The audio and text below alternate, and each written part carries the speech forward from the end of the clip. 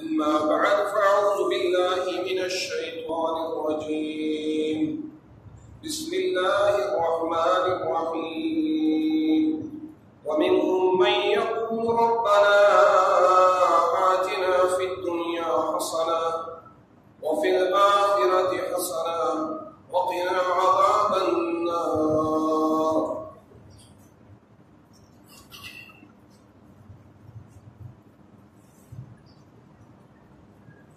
محترم بھائیو،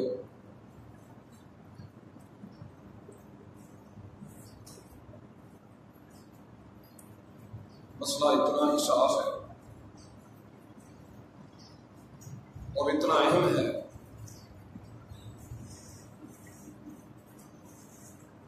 لیکن انسان غفلت کے اندر پڑا ہوا ہے، غفلت میں جیتا ہے. امیدیں جو کہ غلط امیدیں ہیں، شیطان کا سب سے بڑا ہتھیار ہے. ان امیدوں کو سینے سے لگا کر یہ جیتا ہے.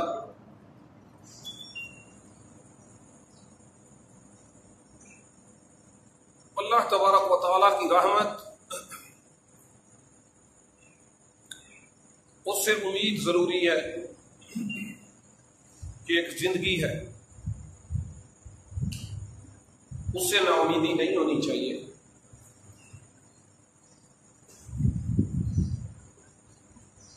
اس کی خبر اللہ تبارک و تعالیٰ نے ہمیں دی ہے.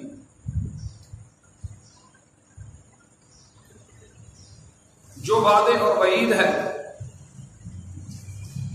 اس کے اوپر ہمیں یقین رکھنا چاہیے اور اس کے لیے عمل بھی کرنا چاہیے اور ان سے بچنا بھی چاہیے. اللہ سبحانہ و تعالیٰ نے سورۃ البقرہ میں دو لوگوں کی کیفیت کو بیان کیا ہے. ایک وہ ہے وَمِنَ النَّاسِ مَن يَقُولُ رَبَّنَا آتِنَا فِي الدُّنْيَا وَمَا لَهُ فِي الْآخِرَةِ مِنْ خَلَاقٍ. ایک آدمی اللہ پر ایمان بھی رکھتا ہے، اللہ کو مانتا ہے، اس کو رب مانتا ہے، لیکن اس کے ذہن کے اندر، اس کی دعاؤں کے اندر دنیا رہتی ہے.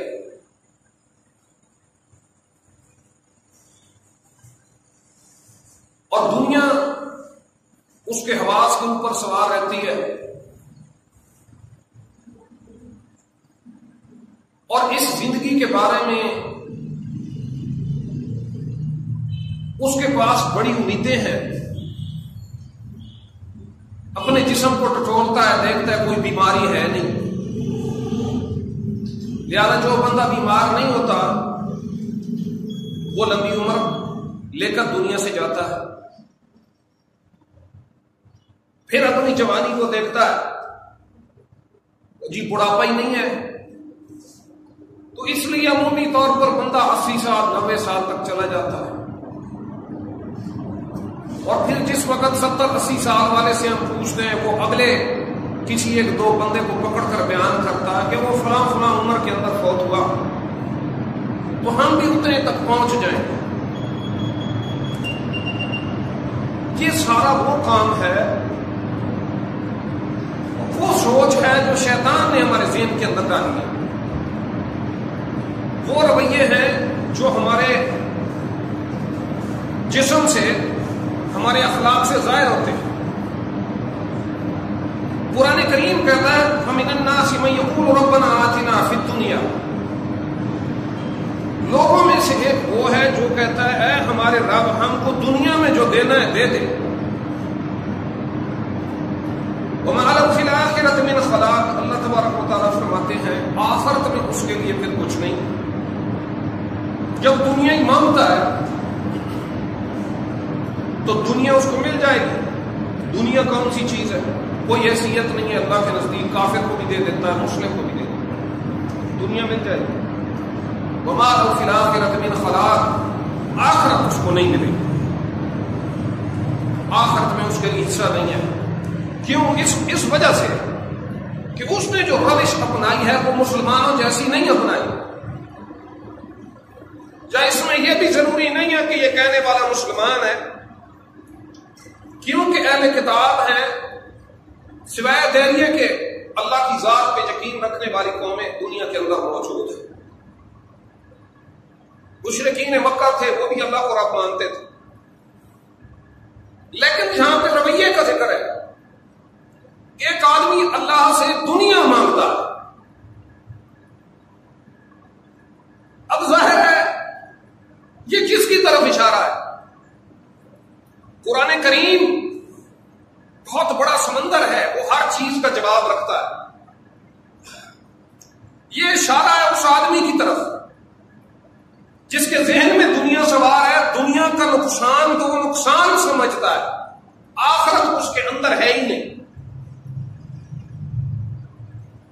ایک دل وہ ہے جس میں دنیا رہتی ہے، اچھی ہے، بری ہے، جائز ہے، ناجائز ہے، وہ اس کے اوپر چلتا ہے. بس جو چیز ظاہراً اس کو مل جاتی ہے ساتھ والے کے ساتھ تقابل کر کے چلتا ہے. فلاں سہولت میرے پڑوسی کے گھر میں آ گئی تو یہ میرے پاس بھی موجود ہو، یہ تیرے لیے درست ہے، غیر درست ہے، یہ تو پہنچ سکتا ہے، لے سکتا ہے، نہیں لے سکتا، وہ اس میں مگن ہے. اس کے لیے معراج، اس کے لیے عروج، اس کے لیے عزت، اس کے لیے ذلت کا جو معیار ہے وہ دنیا. اللہ تبارک و تعالیٰ فرماتے ہیں یہ آدمی ایسا ہے جو آخرت میں محروم رہے گا. کیوں؟ دعا کرتا ہے تو دنیا مانگتا ہے، اولاد دے دے دنیا ہے، رزق میں وسعت فرما دنیا ہے، فلاں چیز دے دے دنیا ہے، فلاں مشن میں کامیاب کر دنیا ہے، نوکری مل جائے دنیا ہے، اولاد فرما بردار ہو جائے دنیا ہے. آخرت نہیں ہے. وَمِنْهُمْ مَن يَقُولُ، اور ان میں سے وہ بھی ہیں جو کہتے ہیں ربنا آتنا فی الدنیا حسنہ، دنیا میں تو ہم ہیں، اسی دنیا میں پیدا ہوئے اور یہیں سے ہم نے آخرت کو کمانا ہے، یہیں سے آخرت کو کمانا ہے. لیکن ہم کو دنیا وہ نہیں چاہیے جو اندھی ہو، آلودہ ہو گناہوں سے، جو تیری نافرمانی کی دنیا ہو. ربنا آتنا فی الدنیا حسنہ، دنیا جس کے اندر بھلائی ہو، عافیت ہو، جو تجھ کو پسند ہو، تیری پسند کی دنیا چاہیے. وفی الآخرۃ حسنہ، اور آخرت میں بھی تو بھلائی دے. دنیا کی بھی بھلائی مانگی، آخرت کی بھی بھلائی مانگی. یہ وہ بندہ ہے جو دنیا کے ساتھ آخرت ذہن میں رکھتا ہے. وہ چلتے پھرتے جب دعا کرتا ہے اس میں آخرت بھی ہوتی ہے. فقنا عذاب النار، آگ کے عذاب سے بچا. پھر بات وہیں پہ آتی ہے. یہ وہ بندہ نہیں کہے گا جس کو سمجھ نہیں ہے جنت اور جہنم کیا ہے، یہ وہ کہے گا جس کے پاس تصور ہے، ایک سوچ ہے، اس کے پاس جنت اور جہنم کا صحیح تعارف ہے. میں سورۃ الفرقان کا وہ بتایا نا، عباد الرحمن کی صفات میں ہے کہ وہ اللہ تبارک و تعالیٰ سے کیا کہتے ہیں، ربنا اصرف عنا عذاب جہنم ان عذابها کان غراما انها ساعت مستقرا ومقاما. یہ بہت بری جگہ ہے، انتہائی بری جگہ ہے، اور اس کا عذاب جو ہے وہ چمٹ جاتا ہے. کیا مراد ہے؟ کوئی دوا، کوئی علاج اثر نہیں کرتا سوائے اس کے اللہ کی رحمت نہ آ جائے. جہنم کے عذاب کے اندر کمی نہیں کر سکتی کوئی دوائی، کوئی حکیم، کوئی طبیب، کوئی اسپیشلسٹ، وہ اللہ کے اس عذاب کو کم نہیں کر سکتا.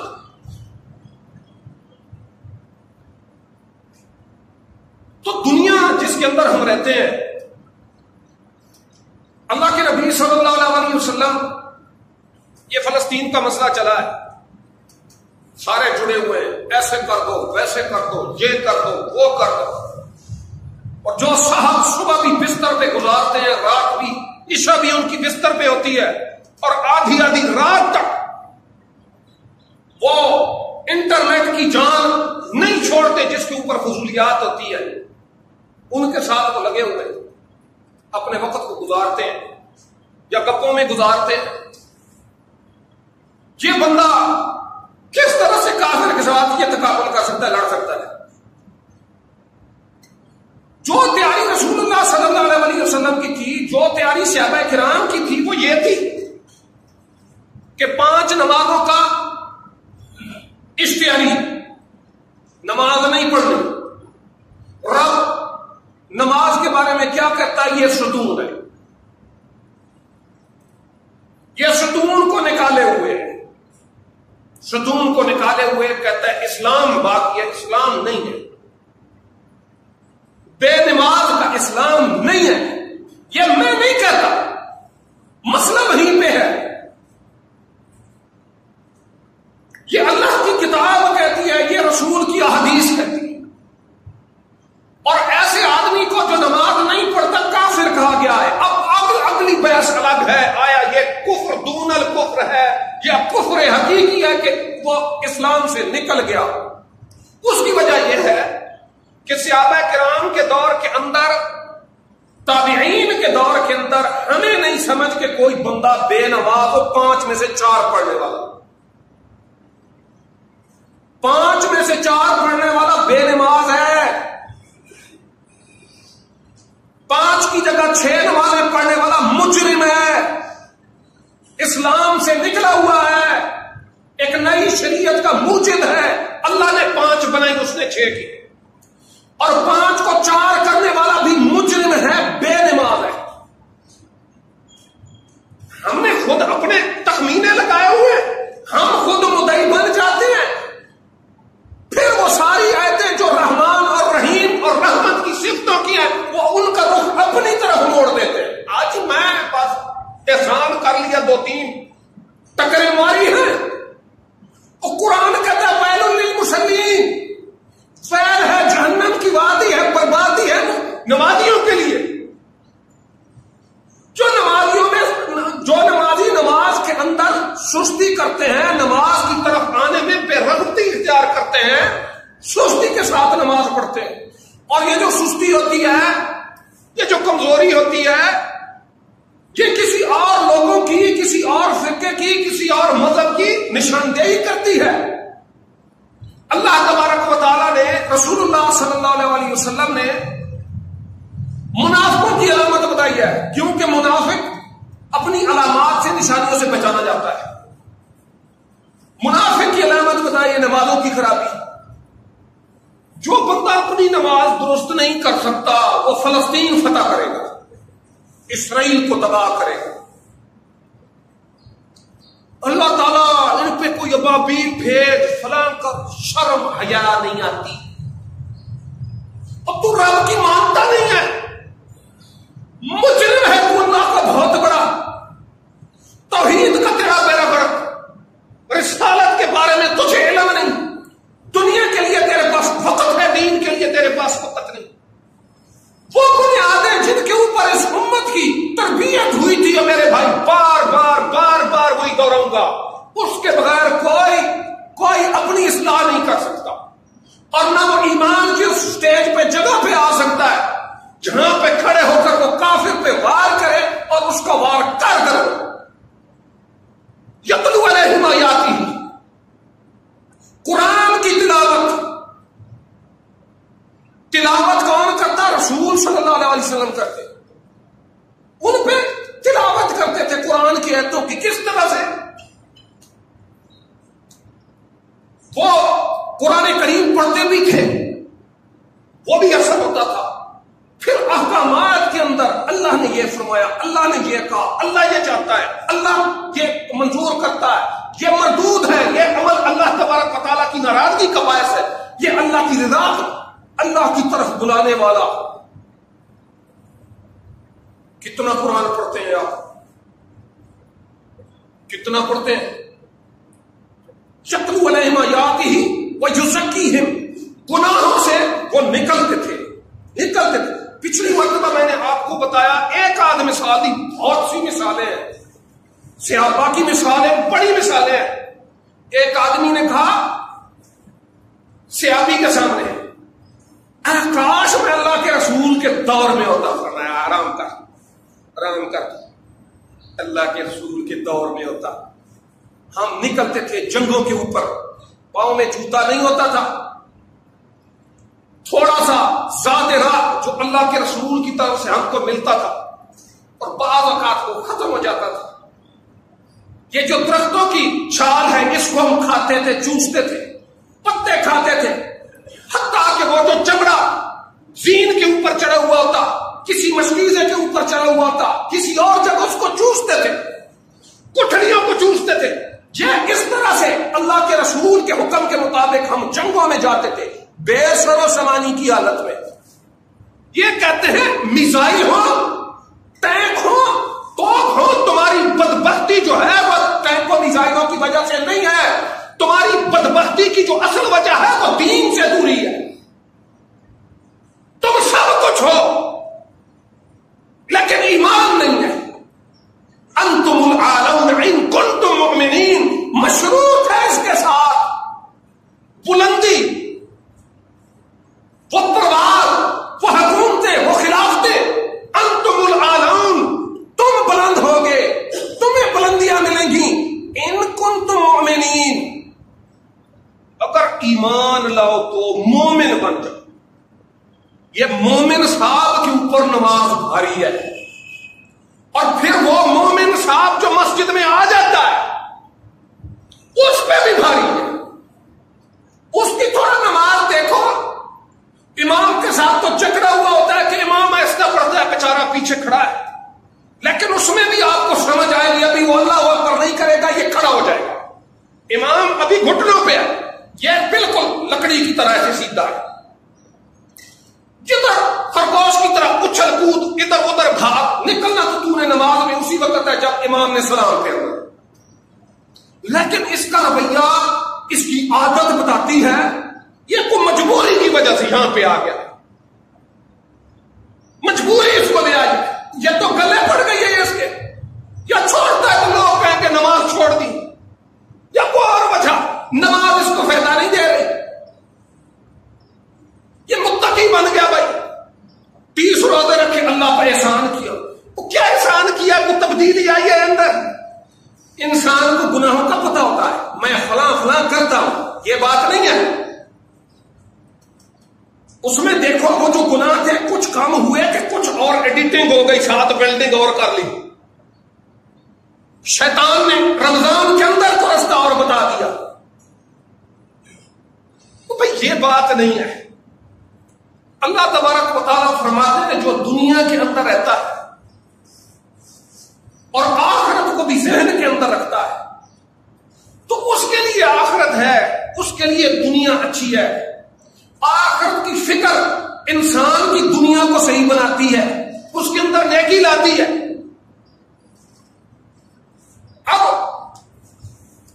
ایک چیز ہے اسلام، اس کا تعلق ظاہری اعمال کے ساتھ، وہ بات پہلے بھی میں آپ کو بتا چکا، 5 چیزیں ہیں۔ ان تشہد ان لا الہ الا اللہ، کہ تو اس بات کی شہادت دے، گواہی دے، تیری زبان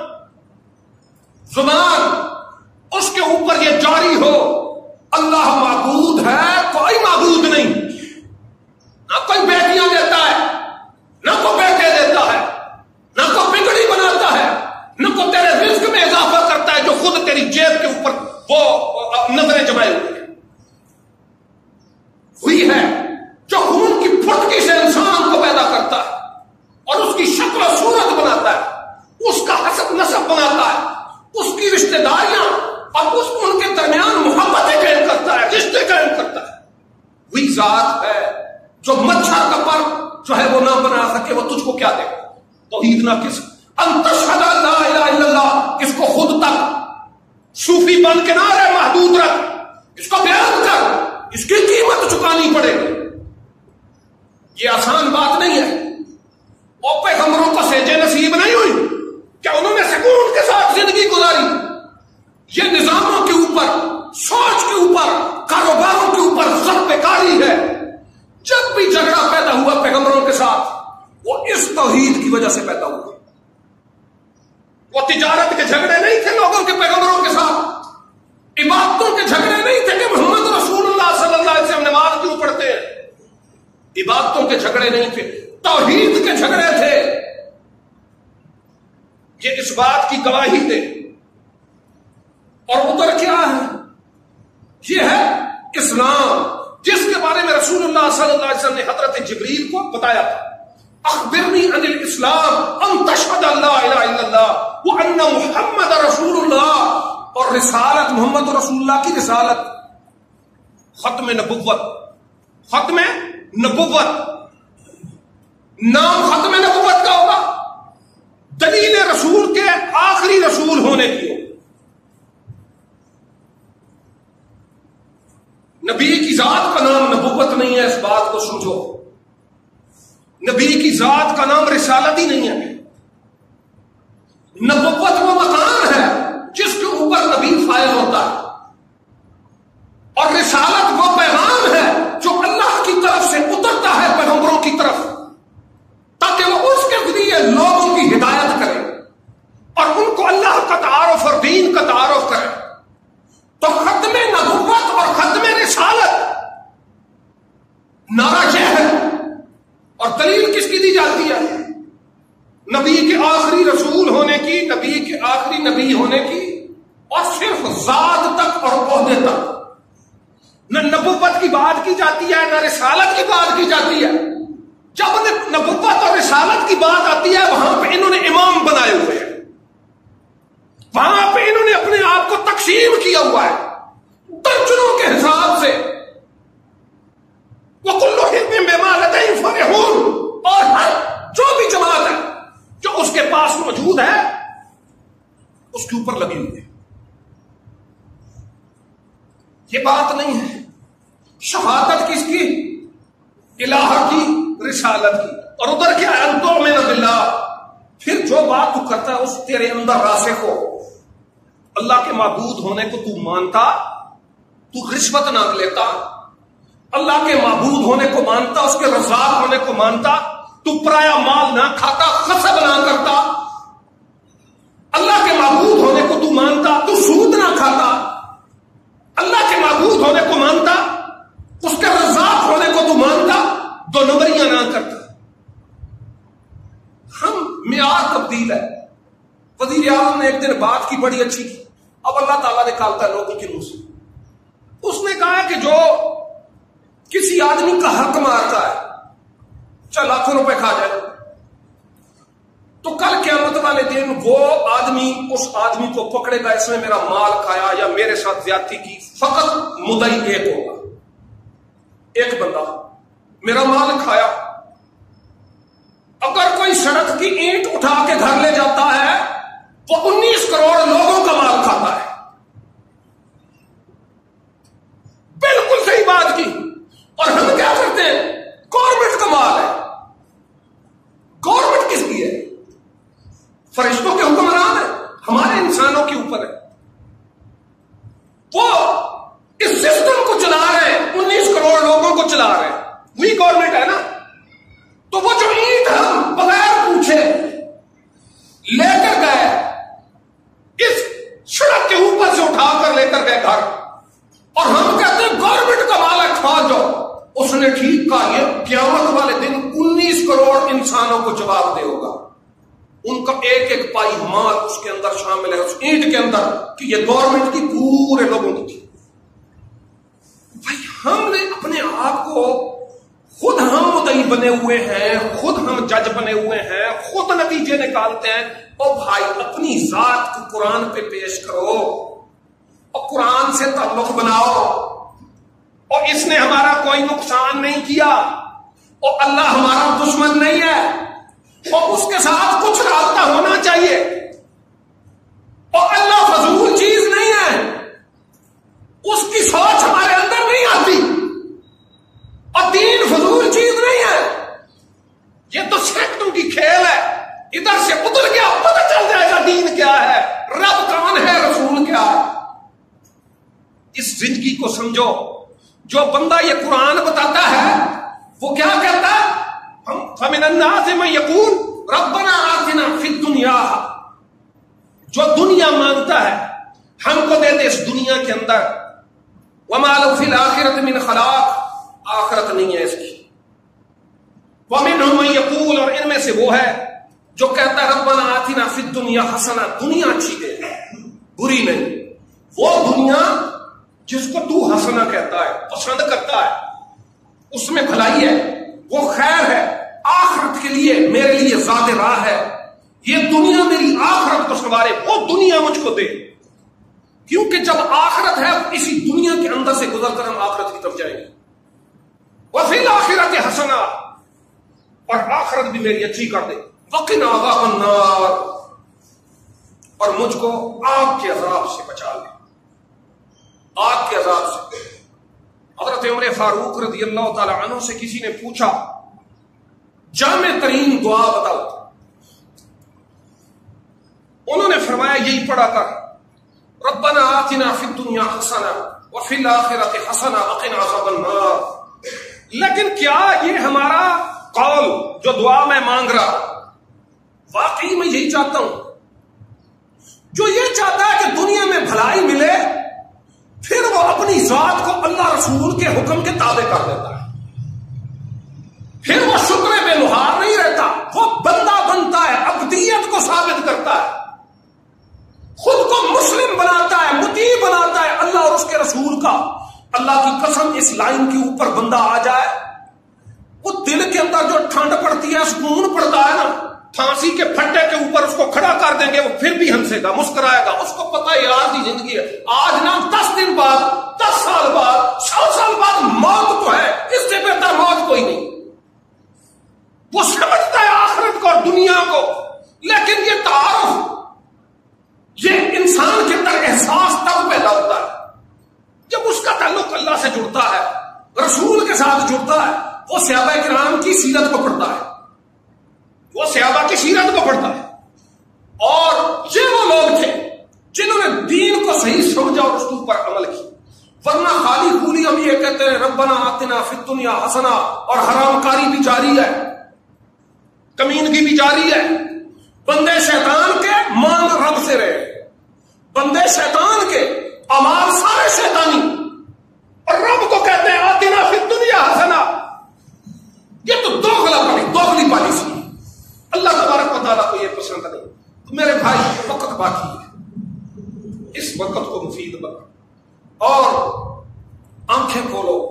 جتنی آگے دنیا زندگی آ رہی ہے, مصروفیت اور اس میں فتنے آ رہے ہیں, یہ ابھی ہمارے بھائی نماز پڑھیں گے نا, السلام علیکم, اور جیب سے فوراً فون نکالیں, اس کو آن کریں, پتہ نہیں کیا مسئلہ ہے. امام کہے گا فون بند کرو, پیچھے جو بالکل امام کے کھڑا ہوگا وہ گانا سنائے گا ہمیں. اس کے اندر وہ چیز ہے ہی نہیں کہ اس کو میں بند کروں. پتہ نہیں کہاں سے سگنل آتے ہیں کہ اگر تم نے یہاں بند نہیں کیا تیرے اوپر ڈرون آئے گا. بند نہیں کرتا, گانا چلتا ہے. اپنی نماز برباد کی, ساتھ اوروں کی نماز بھی برباد کی, اور وہ سارا بوجھ اس کے اوپر آئے گا. اللہ تبارک و تعالیٰ سے دعا ہے اللہ سمجھنے کے عمل کی توفیق دے.